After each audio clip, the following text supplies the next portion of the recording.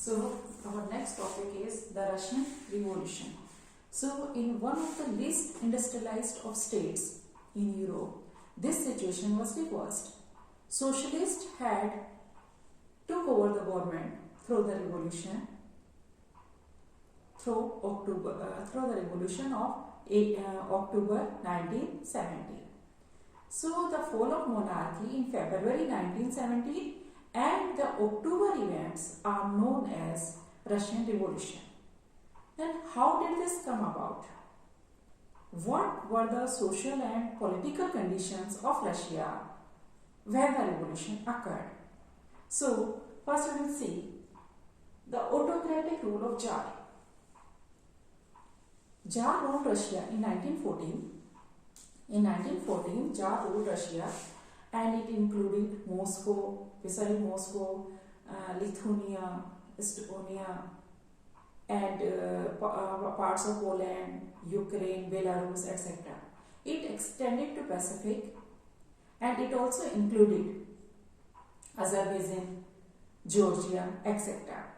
So the most reason was Russian Orthodox Church.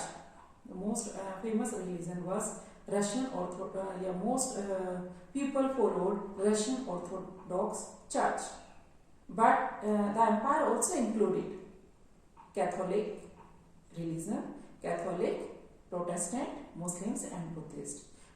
These the followers of these religions were also found in Russia.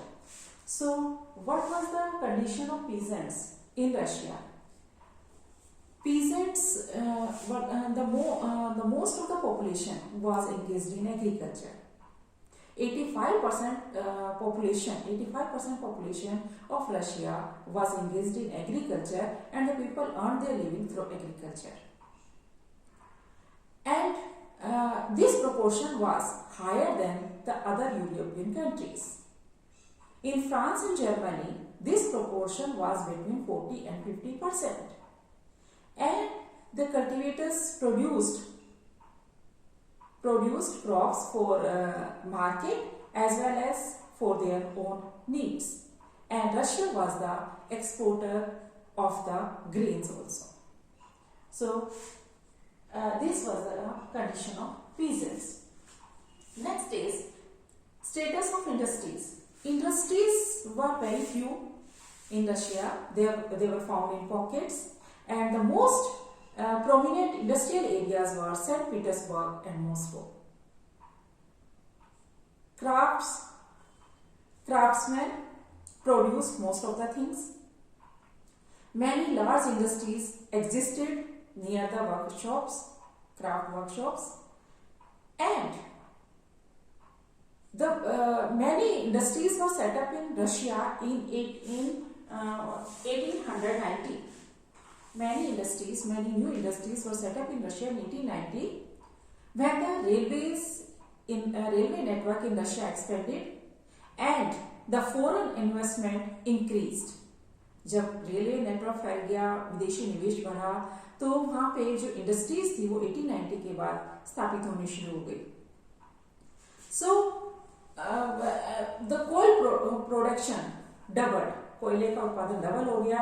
Iron and steel production was increased 4 times. Iron और steel का जो production था वो 4 गुना बढ़ गया. So in few places, the number of craftsmen and workers were equal in some areas. Next is condition of workers. So most industries was the private property of industrialists. जो ज़्यादातर industry थी वो industrialist की private property थी, निजी संपत्ति थी. Government inspectors supervised, but they were not able to prevent the rules being broken. They wanted that the minimum wages should be get by the workers. Workers should get the minimum wages and the working conditions should be good. But they could not prevent the factory owners the rules to being broken. factory owners broke the rules. And in workshops, the working day was 15 hours, and in factories, it was 10 to 12 hours. And accommodation varied from room to dormitories. मतलब जो workshops थी उसमें working day जो होता था, मजदूरों को 15 घंटे काम करना पड़ता था, फैक्ट्रीज के अंदर 10 to 12 आवर्स करना पड़ता था. और जो मजदूर थे वो रूम्स में भी रहते थे, डॉर्मेट्रीज में भी रहते थे. So next is condition of workers. Workers were a divided social group. They were divided. Metal workers thought themselves superior than the other workers.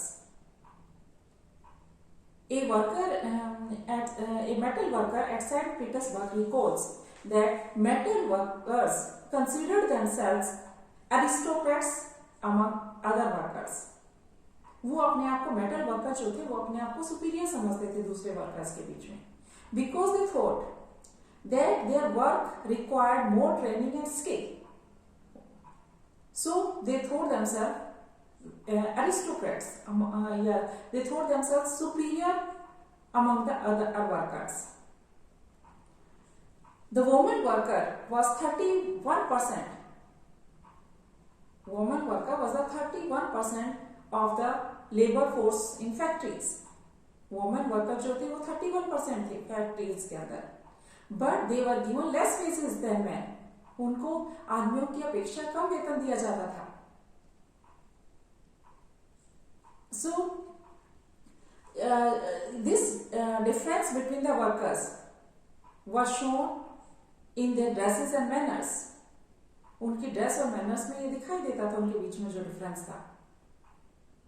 Some workers formed associations so that they can help their fellows.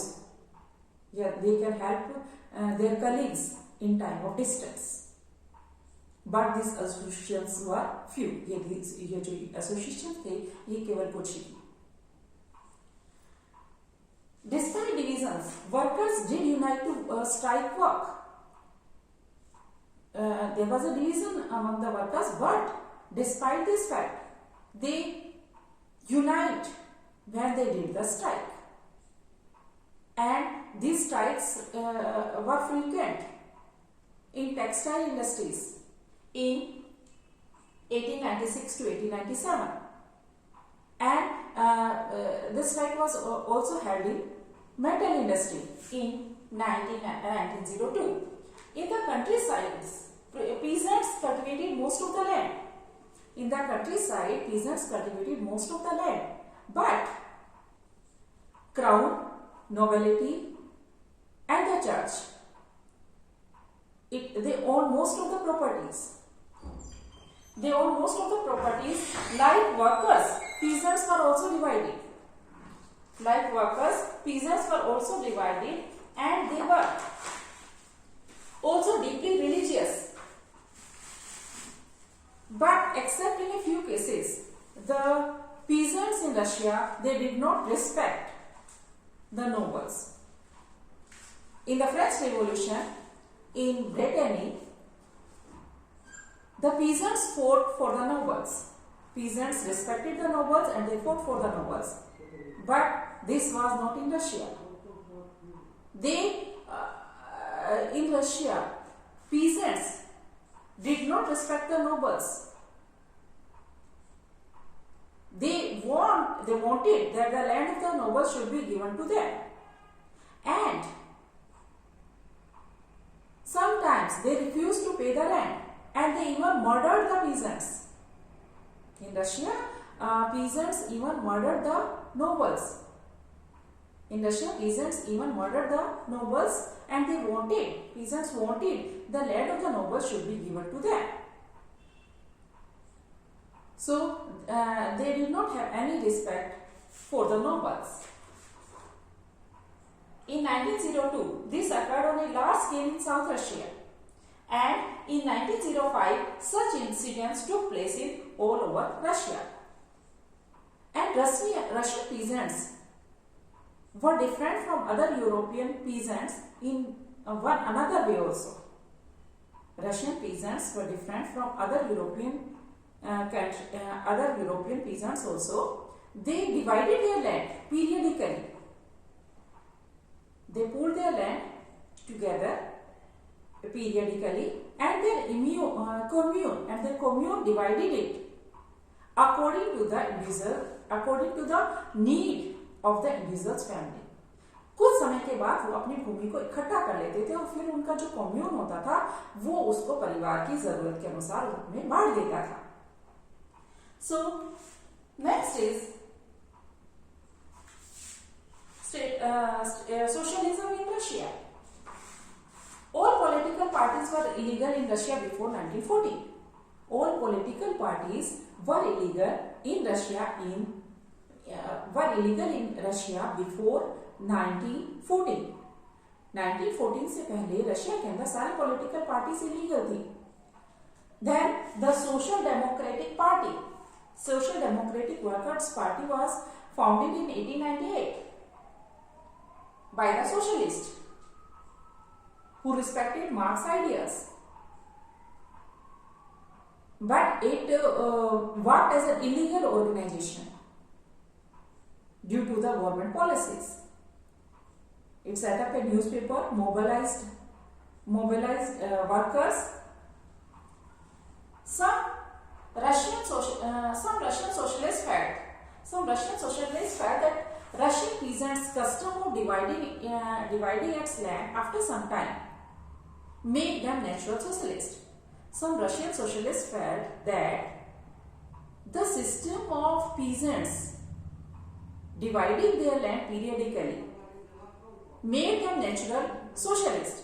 So, workers, not the workers, but the peasants should be the main force of the revolution.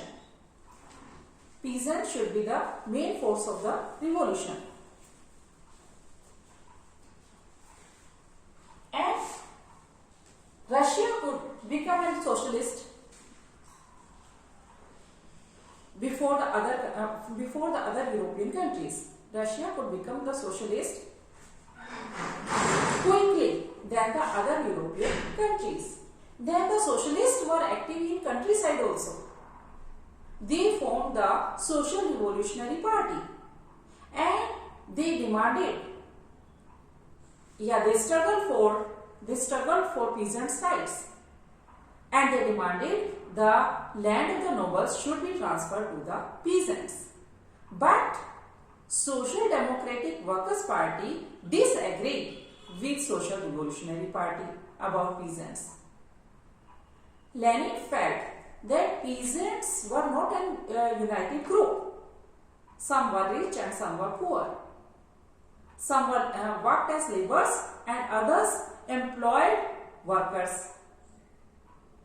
So they could not be the main force of the revolution. They could not be the main force of the revolution, and given this differentiation, they could not be the part of a socialist movement. Then the party was divided over the strategy of organization. And it was divided between Bolsheviks and Mensheviks. Vladimir Lenin led the Bolsheviks, and Lenin felt that the party should be disciplined. Party should be disciplined and control the quality and number of the members, while Mensheviks felt that the party should be open to all. So, next topic we will do in the next session. Thank you.